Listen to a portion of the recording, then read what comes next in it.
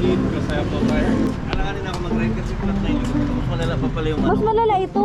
malala pa pala yung... You're saying you cannot run the truck with the Ninja now, I understand. Pag ilang gulong yan. Slick tires. Ah, bigat.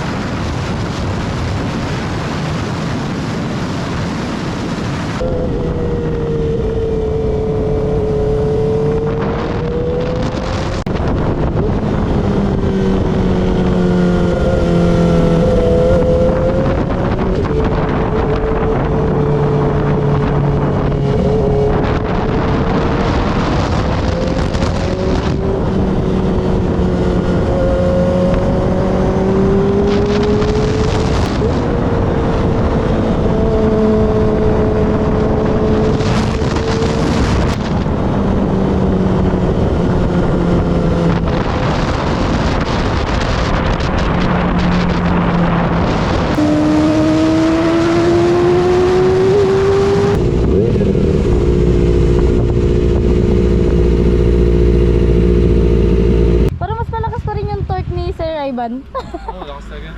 Kesa dito. Ano mo kanina? Ha? Second gear ako nun eh. Second din ako nun. O parang third, basta ganun. Pero mas malakas pa rin yung torque nung sa'yo. Yeah, for sure he has a stronger torque. Yeah. Sobrang ano to? Ano ang tawag dito? Linear ba tawag dun? Nag-enjoy ako sobra sa sa quick shift tsaka sa auto blip. So yeah, auto you just press down and then Press down. automatic. Ito dala. Sticker bro. Sticker na. Next time. Wait lang. May sticker ka? Yeah, but another one.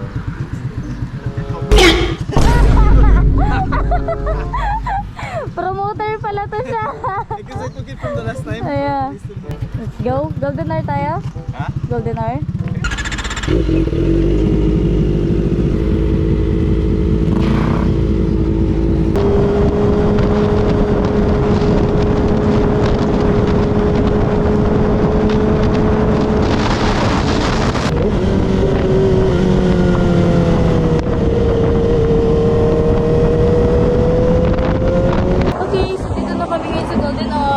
Breakfast na kami.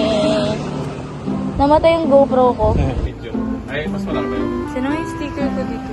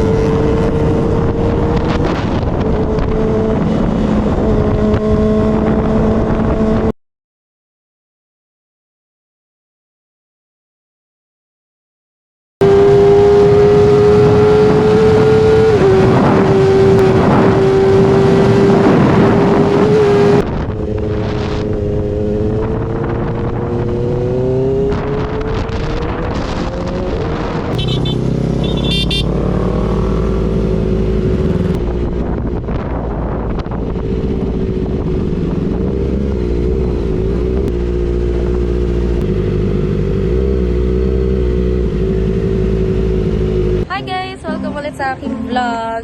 So, sobrang saya ng araw ngayon kasi yung dala ko ngayon. Ayan. ZX4R. Natry ko na siya sa wakas. Gabi kasi nakuha ko na yung motor.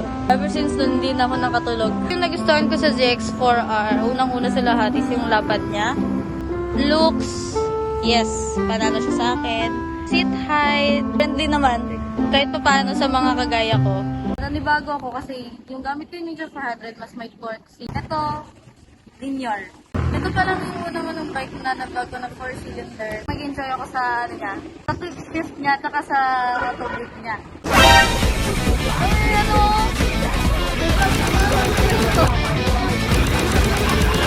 Nagulat ako sa brakes niya kasi hindi ko akalain na ganun ka-powerful yung brakes niya. Ka-dual disc brake siya.